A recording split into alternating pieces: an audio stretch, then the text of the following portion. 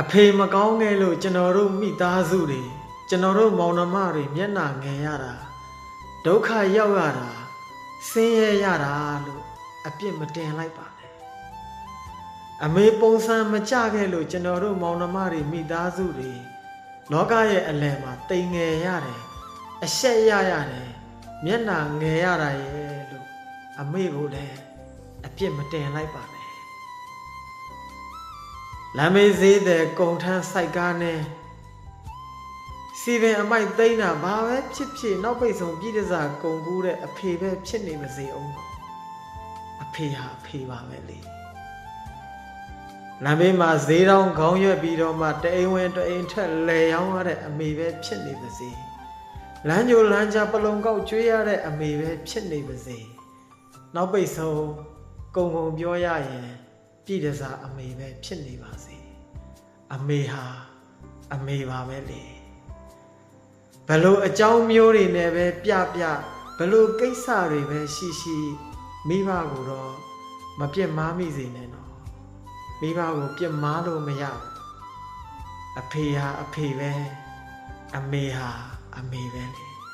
မိဘကိုပြစ်မှားလို့ရလာတဲ့ဝေဒနာအပြစ်ကြွေးကလေအဖြေရှာမရဘူးပြေလည်အောင်ကုစားလို့မရဘူးနော်ဒါကြောင့်ဘယ်လိုအကြောင်းနဲ့မှမိဘကိုမပြစ်မှားပါနဲ့ကာလလရေကြီးတရေတီကလေးကပူဖန်ဆက်ခါအစရှိတဲ့အစားအသောက်တွေကစဒီဝမ်းထဲမှာလွယ်ထားတဲ့သားကလေးအန္တရာယ်ကင်းဖို့အတွက်ရှောင်ကျဉ်ခဲ့ရတာလည်းအမေပဲလေဒီကလေးကိုအောင်မြင်စွာချောမွေ့စွာမွေးဖွားလာဖို့အတွက်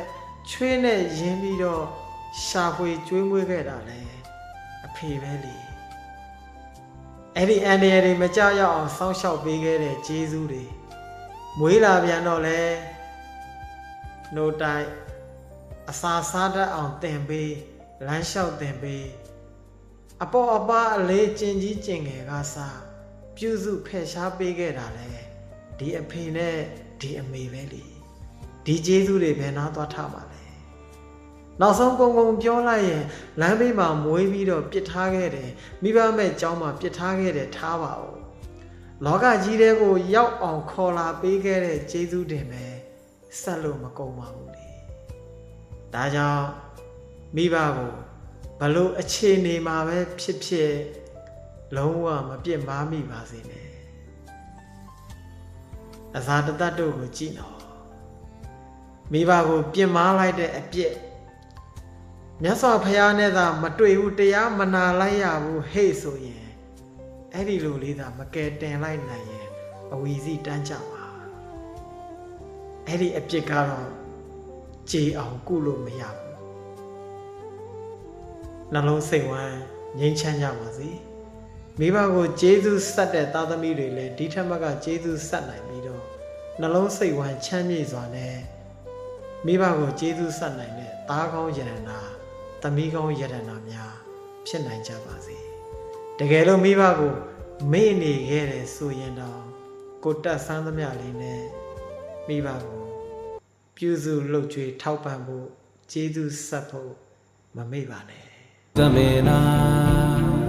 ဝေတိကေပရာဏမေယေဒုရိနာဒါယလိဆိုင်နာ